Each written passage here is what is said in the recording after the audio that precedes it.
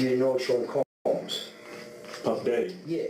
P. Diddy, whatever you call himself these days. Yeah, go ahead. It is one of the strangest interrogations we have ever covered here on Sidebar. And in light of a criminal indictment against music mogul Sean Diddy Combs, some people are seeing it in a whole new way. We're taking another look at the bizarre claims made by a man accused of shooting up one of former President Donald Trump's Florida hotels and his connection to Sean Combs. Welcome to Sidebar, presented by Law and Crime. I'm Jesse Weber.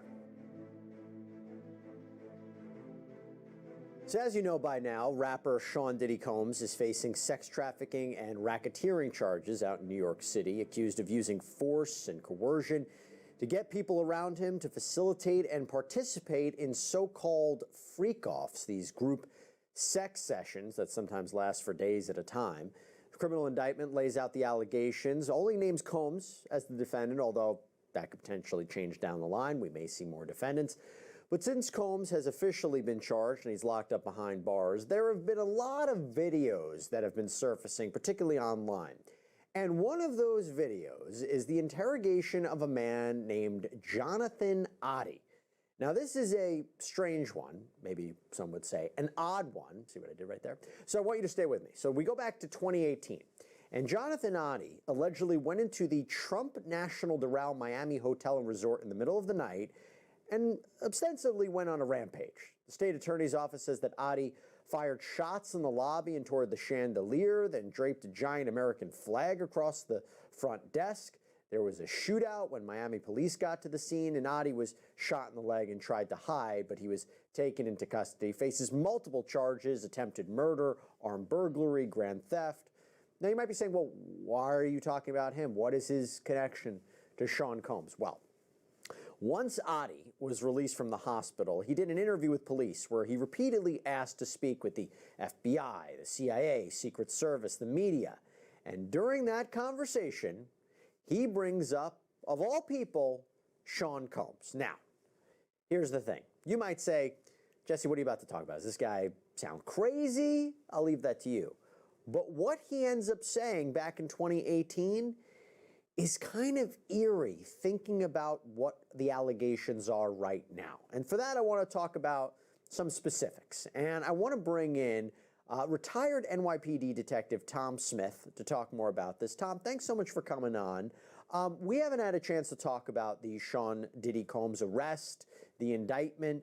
I'll first ask you about the arrest, and then we'll get into the Jonathan Oddie situation. But what's your overall reaction about what happened last week? And particularly, I thought it was really interesting because there's this video that's been surfacing, I believe TMZ published, where you can see agents arresting Sean Combs at his hotel at the Park Hyatt. He knew this was going to happen, seemingly. He came to New York to face the charges, but I don't think he knew at that moment he was about to be detained. There was a question about, did he want to surrender himself? But they detained him in the hotel lobby. What did you make of that? Well, it's how it's done. You have indictments, you have an investigation and indictment. And let me tell you something about the Southern District of New York in the U.S. Attorney's Office. They are the most powerful, strongest U.S. Attorney's Office in the country. And they do not just do a case, okay? They are airtight when they are brought to them. They do not prepare for a trial. They put so much pressure on the defense team and on the defendant with the amount of evidence they have and witnesses and electronic surveillance evidence, all of that into a packet. They don't move forward until they have you. And Diddy is in a lot of trouble with the Southern District being at the point they're at right now. He has a lot to look forward to because, like I said, U.S. Attorney's Office, Southern District brings cases that are airtight, and they don't move forward until they're ready.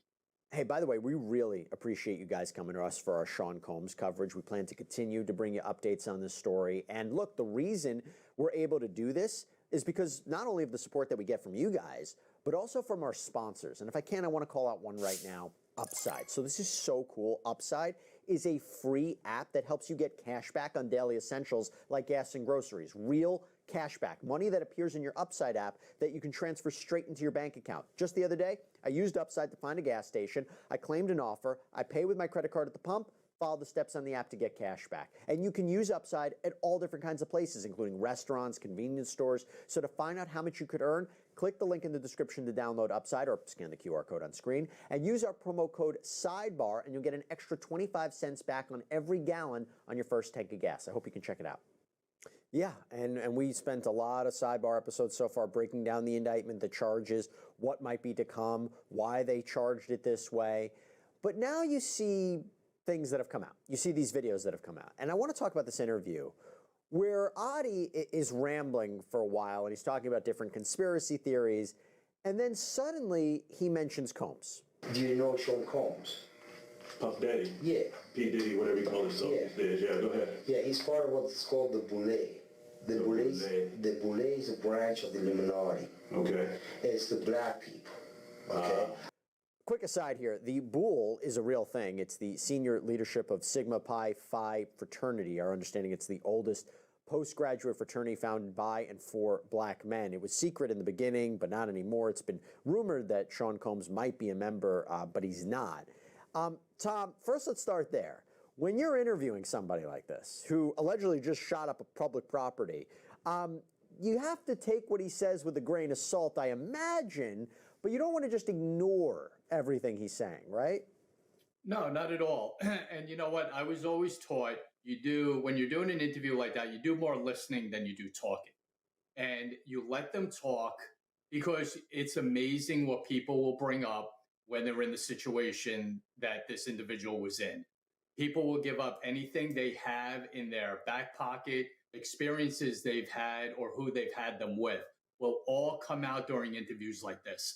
And you have to kind of break it into categories of believable, 50%, 25%, and 25%. You know, you have to break up what you're listening to, but you don't stop listening and you take notes. And there's a way to kind of go about doing it in not getting him off track. If he starts to go down a road that's really weird, you can always say, hey, hold on to that for a minute. I'm interested in that, but hold on to that for a minute. We're going to go back to this.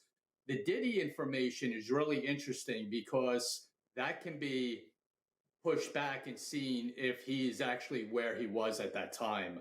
But the information that he was given during that interview is really interesting because it's all true right now. Let's talk about what he said in that interview. So Adi claims that Combs is connected to this larger agenda to try and run the world. And as Adi starts to talk about Combs, he reveals something that the detectives really weren't expecting. I had sex with Cassie and Sean.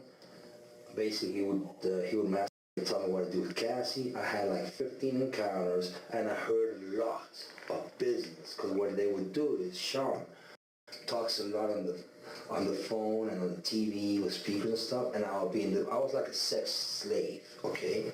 For them, that's what I was. That's all right? Now, Cassie is Cassandra Ventura. This is Combs' ex-girlfriend who filed the initial civil lawsuit against him last November, really kickstarted this entire legal story because we saw after that a whole slew of other lawsuits that came out. And eventually this led to the federal criminal indictment. And while she isn't named specifically in the indictment, she is believed to be the person identified as victim number one in this indictment. It's with respect to the sex trafficking charge. And her story in her lawsuit and the accusations in the indictment seem to line up. And Cassie claims that Combs abused her for almost their entire 10-year relationship, using his money and influence to keep her from leaving. She claims Combs would have male escorts brought to his home or hotel rooms where these freak-off sessions would occur. These elaborate setups were reportedly filmed, complete with lighting and support staff. Thousands of bottles of lubricant and baby oil have been found during the course of this investigation, and Combs reportedly used these sessions for his own gratification. But he also held on to the videos as collateral against whomever might be featured on them. And Cassie says that she was forced to take drugs when she participated in these freak-offs. Sometimes Combs would participate, sometimes he would just watch. An anonymous source told the New York Post that sometimes Combs wouldn't even be in the room but could see what was going on from an elaborate camera setup in the home. So Tom, this interview is from 2018. The fact that he is referencing this before Cassandra Ventura's lawsuit, before the indictment, before all of this came out, before all of us knew what a freak-off was, That is really chilling and kind of gives us pause. Yeah, it corroborates everything that is going on right now. And this guy becomes a witness. You know, he may have just stated this during a random interview back in 2018, but now he's a witness in the present day. They're going to go to him to see what else he knows. Now, when you have an individual like this, when you get him in this session now of being a witness and you can kind of guardrail his way of thinking instead of just letting him go off on tangents, who knows what else he has or what other information he has about other crimes that were committed, who else was involved. There's a lot there, and you have to, take him for his word right now until it gets to a point where you don't anymore. But he's going to start corroborating a lot of the information that's out there right now. And he claims that he participated in some of these sessions, and he also says he caught an STD. I caught herpes, and I came back and I sued him for the herpes and won. But did Mark Garibos and Ben Mercedes were his attorneys, okay? And Christopher Leon's here was my attorney. They asked me to turn in that, which was the video recording, and I did so. They gave it back to me accidentally, and it's possible I threw everything out. It's possible I can produce a copy. So again, this interview is taking place back in 2018. Cassie's lawsuit wouldn't be filed until November of 2023. So the officers don't really know what he's talking about. Tom, you think he might be cooperating with the government? Maybe they're speaking with him. The problem is, of course, is credibility, right? And during this interview, Adi makes references to a lot of things. He makes references to a cabal of rich people who control the government. He claims the hip-hop world had its own goal. The hip-hop agenda is an agenda to move drugs all over the United States. You need to involve the DEA. They move all the dope, on private jets, which don't get screened by customs, by the inside the United States. Okay, they move what's called high-grade powder MDMA. They move cocaine and they move liquid cocaine in the bottles too. Okay, so they put the liquid cocaine in the bottles and they move it. I've seen the liquid cocaine. I've drank it myself, having sex with Diddy and Cassie. Okay, it's not good. He drinks it all the time. All right, so Tom, what do you make of this? Because again, the question is he credible? Is the government relying on him? Maybe they're getting information from him, but maybe they won't call him as an actual witness at trial. What do you take away from it? Yeah, I'm not anticipating him taking the stand if this even goes to trial. But what you want to do is you want to get his story out there. And what can the investigators do as well? You take his picture and you show it to other witnesses that are now cooperating. Who is this guy? Start kind of backtracking to who he is and get into a profile of him. If he's telling the truth, you start showing it to people who are in the know. Because listen, there's a lot of people no one knows about yet that are cooperating in this case and giving their statements because they want to get out in front of this. They know it's a crime. They know Diddy's in a lot of trouble and they don't want to get swept up in it. So there's probably a laundry list of cooperators with this. And what you start doing is if the stories are the same and you don't need them, you won't use them. If something he's giving is new and credible, then they'll follow up with it even more. You know what's interesting is that in one of these lawsuits, the one that was filed by Rodney Little Rod Jones, this is Combs' former producer, sued him for sexual assault. He writes in his complaint, quote, "They were made aware of this through complaints made by Cassie Ventura and the lawsuit by former Diddy sex worker Jonathan Adi." So he's referencing him too. And now we tried to look it up. We couldn't confirm if there was a lawsuit that was filed by Adi against Combs or vice versa. And just to give everybody, here's another sampling where he talks about it as well, because the detectives try their best to steer Adi back to this issue about the shooting inside the hotel. But listen to what he says. I've had a great life. I've settled $4.125 million with Diddy. Okay, was he scared that I was exposing? I don't want to talk about Diddy right now. I want to talk about you. Help me understand you. I mean, who? So yeah, I don't think they realized at the time how potentially valuable this information could be. And there's no way for us quite at this point to verify what he's saying. But those connections between Jones mentioning him and this lawsuit and the details, it's interesting. Yeah, but you have to understand, it's the Secret Service that's interviewing him, and the Secret Service wouldn't be involved in the investigation of Diddy if it was going back even that far. It might have been a different tone if someone involved in maybe the FBI was doing that interview and heard this information, might have rang a bell with a possible investigation that was taking place then. So you have to understand the Secret Service is focusing on the shooting at the Trump Hotel. And when you start hearing this information about Diddy, I understand them trying to just get back on track with talking about the shooting because that's why they're there. But when you're sitting there, you take note of it, you understand what he's saying, and you pass it on. And hopefully they did that. You know, when you have information like that of criminal activity that's taking place, you hope that they passed it on to the right agency. I don't imagine they would give him some sort of deal. Like, hey, we know you have all this information, about Combs and the inner workings.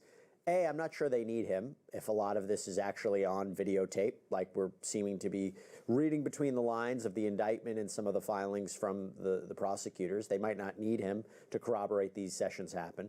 But B, he's charged with attempted murder on law enforcement officers. I don't think that there's any kind of benefit to him that would be given for his testimony. Yeah, probably not. And again, when you look at the enormity of this, I am sure all the information that he gave has already been put out there, put into the indictment, put into the criminal activity, which resulted in him getting arrested. There's probably many, many more that are giving more information about this situation than him. So I could see them trying to avoid him.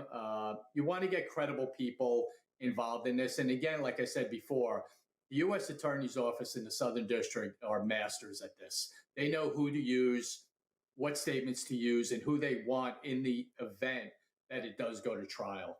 So he may not be on their list. And by the way, we looked it up, and it seems that his case has pretty much been in limbo since 2018. He's still behind bars in Miami-Dade County. His case has been continued again and again and again. His next hearing, I believe, is scheduled for October 10th. There was one other thing that he mentioned, the idea of the drugs, right? And we've heard about this before. There have been multiple allegations made against Combs when it comes to drugs. Drug use was reportedly rampant within Combs' inner circle. When Combs came to New York, reportedly to turn himself in last week, police searched his hotel room, and authorities say they found a baggie of pink powder that tested positive for cocaine. His attorneys have said that he's been getting therapy and treatment. They didn't say what kind of treatment specifically. And although he is not charged specifically with drug offenses, that makes up underlying crimes within the racketeering case, this criminal enterprise, this organization that committed a bunch of crimes. He's also not hit with specifically federal gun charges, but there were accusations in an indictment of possessing guns with obliterated serial numbers. Again, these kind of underlying charges.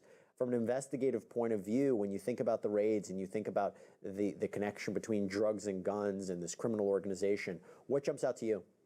Well, it all makes sense. These criminal activities that are happening is under an umbrella. You see it all the time. Where there's drugs, there's money. Where there's money, there's guns. It's just a equation in law enforcement that we dealt with for decades, and I did personally. So, the other thing is just because this case is in the midst of going on and he's been arrested doesn't stop the investigation. The investigation continues because information is going to continue to flow in. And if there's more criminal charges that need to be added to this, there will be. Let me ask you one final question. Combs was denied bail twice. Once by a magistrate judge, another by a district court judge. Big themes that he's a danger, that he was allegedly reaching out to witnesses and victims and intimidating them and gaslighting them and providing them false narratives, that he could potentially be a flight risk. And there was an offer put on the table by the defense where they said, we'll put up a $50 million bond secured by his house. He'll have no access to a phone. He'll have no access to the internet. We will hire a third-party security team to monitor him 24/7. He'll wear a GPS monitor. We will give you a log of people that come to and from his home. But the judges felt that that was insufficient given the allegations asserted by prosecutors. Right decision? Absolutely, 100%. You cannot let him out because I think the number one thing is the flight risk. I think personally that's the biggest threat for him. And even though he never left, even though he came to New York voluntarily, there was communications between his attorney and the prosecutors in this case, the United States attorneys for the Southern District, where they told them constantly, Combs is going here, Combs is going here, we have his passport. That's what his lawyers were telling the government. So even that, you still think the flight risk was the big thing here. Yeah, because now he's charged and in jail. Your mindset changes. You know, the reality of sitting in a jail cell maybe for the rest of your life gets into your head now. So that's why I think the flight risk is the biggest thing. And listen, Diddy's an intimidating guy. He knows a lot of people, a lot of powerful people, and the intimidation factor with possible witnesses is certainly on the minds of the U.S. attorney and the judge. Tom Smith, thank you for coming on, breaking down this odd situation with Jonathan Oddie. I can't be the only person